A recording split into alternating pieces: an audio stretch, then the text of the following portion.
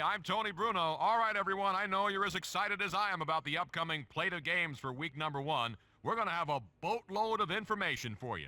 Don't you even think about moving from the spot you're in right now, because we have news and fun coming up. Stay tuned.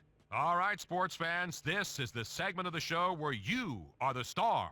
EA Sports presents the question of the day. In 2003, LaDainian Tomlinson became the first player in NFL history to do what? All right, everybody, I have to share my thoughts with you about something I've taken note of in the last couple of games. Game management, both from the coaches and from the quarterbacks aspect. Some questionable decisions made at the end of games. For instance, the coach has plenty of time left on the clock in the fourth quarter to try to win the game. Instead, he lets the time wind all the way down and then attempts to kick the game-tying field goal. Very conservative, right? What happens if he misses? Then you got second guessing all over the place. I also see a large misuse of timeouts. Teams tend to use them unnecessarily early in a game. Bad quarterback management or bad team communications here. They get the plays called into their helmets. Sometimes you'll see the quarterback waving to the sideline, motioning he's having trouble hearing, or he wants them to send in the play faster. Maybe there's a problem with the helmets. My question is, why are the quarterbacks now so dependent on their coaches who call the plays for them?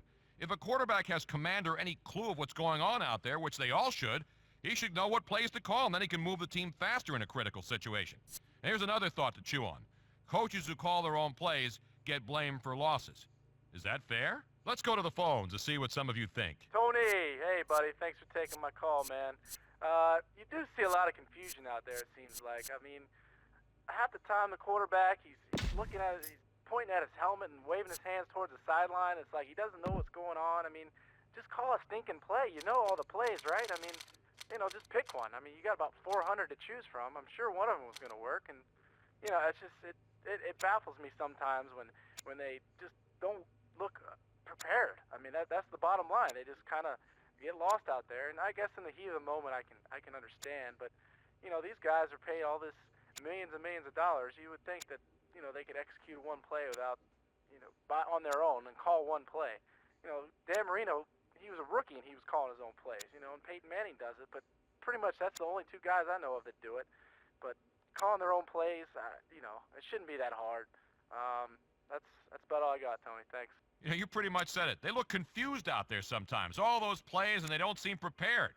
Good points. Thanks for ringing in. Okay, going to take our first caller for the question of the day. In 2003, LaDainian Tomlinson became the first player in NFL history to do what? Tony, was he the first running back to lead the league in receptions?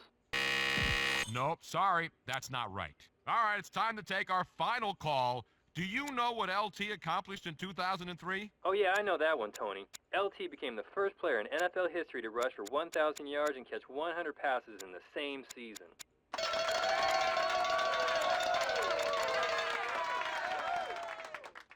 Finally, you got it. And what a year LT had. The guy can ball, can't he? All right, that does it for the question of the day. Thanks to all the listeners who called in about that one. That'll wrap up this edition of the Tony Bruno Show on EA Sports Radio.